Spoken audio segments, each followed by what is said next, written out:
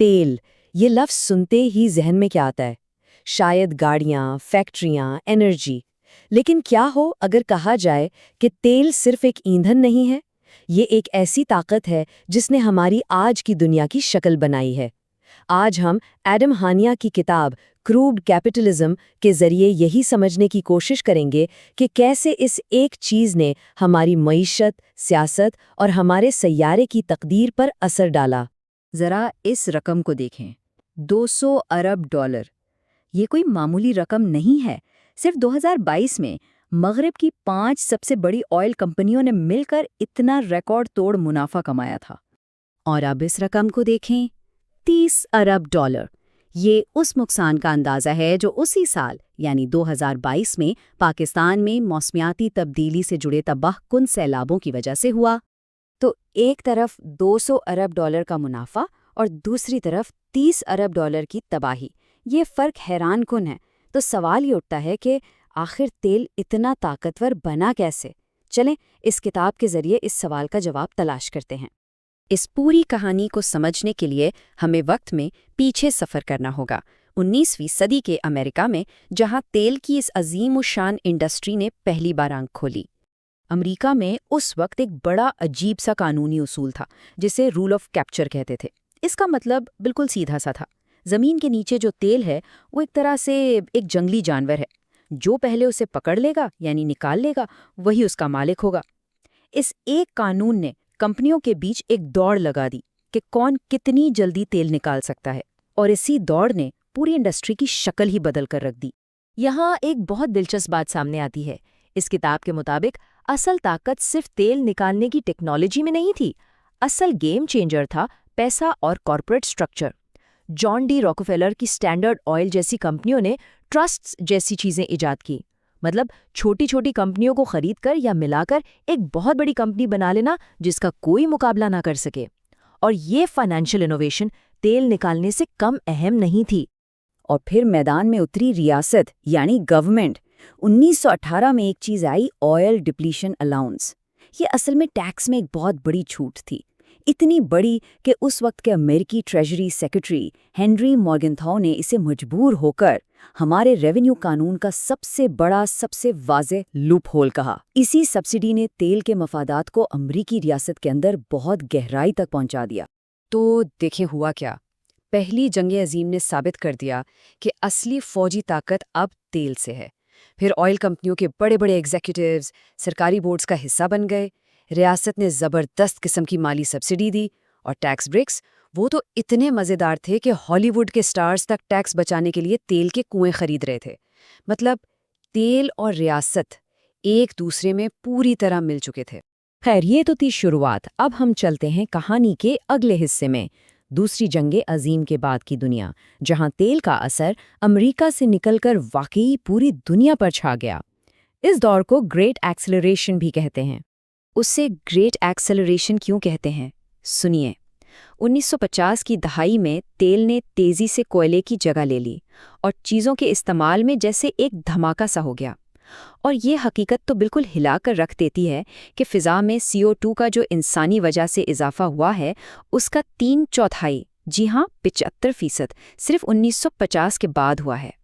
इस दौर में बड़े मुल्कों में एनर्जी का 20% हिस्सा तेल से आता था, जो 1970 तक 50% से भी ज़्यादा हो गया। और इसी तेल से चलने वाली ट्रांसपोर्ट ने मल्टीनेशनल कंपनियों के लिए पूरी दुनिया के दरवाजे खोल दिए। और ये कहानी सिर्फ फैक्ट्रियों या कंपनियों की नहीं थी। इसका असर हम सब की रोज़मर्रा की ज़िंदगी पर हुआ। तेल ने गाड़ियों को आम किया, मास कंज्यूमरिज्म यानी बहुत ज़्यादा चीज़ें खरीदने के कल्चर को जन्म दिया और सबर्बन अमेरिकन ड्रीम को मुमकिन बनाया। इस नए लाइफस्टाइल ने पेट्रोलियम मसनूआत की एक ऐसी भूख पैदा कर दी जो कभी ख़त्म ही नहीं होती। अब जब ये नया आलमी निज़ाम तेल पर खड़ा हो गया तो जाहिर है इसकी हिफाजत भी ज़रूरी थी। किताब कहती है कि इस हिफाजत के लिए कुछ भी किया जा सकता था, और इसकी सबसे बड़ी मिसाल हमें मिलती है 1953 के ईरान में। हुआ ये कि ईरान के वज़ीर-ए-आज़म मुसद्दक़ ने ऐलान किया कि ईरान का तेल अब ईरान की मलकियत है, उसे नेशनलाइज कर दिया। बस फिर क्या था, मगरबी तेल कंपनियों ने फ़ौरन मिलकर पूरी दुनिया में ईरानी तेल का बाइकॉट कर दिया। इससे ईरान की मईशत बिल्कुल ठप हो गई और आखिर में CIA और ब्रितानवी इंटेलिजेंस ने मिलकर एक फ़ौजी बगावत करवाई। مصدق کی حکومت ختم کی اور شاہ کو واپس طاقت میں لے آئے۔ کتاب کہتی ہے کہ یہ صرف تیل پر قبضے کی جنگ نہیں تھی، یہ اس پورے سسٹم کو بچانے کی جنگ تھی جو تیل پر چل رہا تھا۔ چلیں اب فاسٹ فارورڈ کر کے آج کے دور میں آتے ہیں۔ آج ہم موسمیاتی تبدیلی کی بات کرتے ہیں اور آئل انڈسٹری کہتی ہے کہ ان کے پاس اس کے گرین حل موجود ہیں، لیکن کیا واقعی؟ یہ کتاب انہی حل کا ایک تنقیدی جائزہ لیتی ہے۔ ایک بہت مشہور حل ہے کاربن کیپچر، یعنی فضا سے کاربن کو پکڑنا۔ کاغذوں میں تو بہت اچھا لگتا ہے، لیکن ذرا حقیقت دیکھیں۔ اس چارٹ سے صاف ظاہر ہے کہ اس ٹیکنالوجی سے جو کاربن پکڑا جاتا ہے اس کا 81%، جی ہاں 81% زمین سے اور زیادہ تیل نکالنے کے لیے استعمال ہوتا ہے۔ اس عمل کو انہانسڈ آئل ریکوری کہتے ہیں، مطلب کاربن پکڑ رہے ہیں تاکہ اور زیادہ کاربن جلانے والا تیل نکالا جا سکے۔ اچھا، پھر ایک اور نام سننے میں آتا ہے بلو ہائیڈروجن۔ کہا جاتا ہے کہ یہ لو کاربن فیول ہے، لیکن اس کتاب میں جو ریسرچ دی گئی ہے وہ تو کچھ اور ہی کہتی ہے۔ اس کے مطابق اس کو بنانے کے پروسیس میں اتنی میتھین گیس لیک ہوتی ہے کہ اس کا total greenhouse gas footprint کوئلہ جلانے سے بھی 20% زیادہ ہو جاتا ہے، مطلب فائدے کے بجائے الٹا نقصان۔ بائیو فیولز کا بھی بہت ذکر ہوتا ہے، لیکن اس میں بھی ایک پینچ ہے۔ امریکہ میں جتنی مکئی پیدا ہوتی ہے اس کا 1/3 سے زیادہ حصہ فیول بنانے میں چلا جاتا ہے۔ یہ سیدھا سیدھا ہماری غذا کی سپلائی سے مقابلہ ہے۔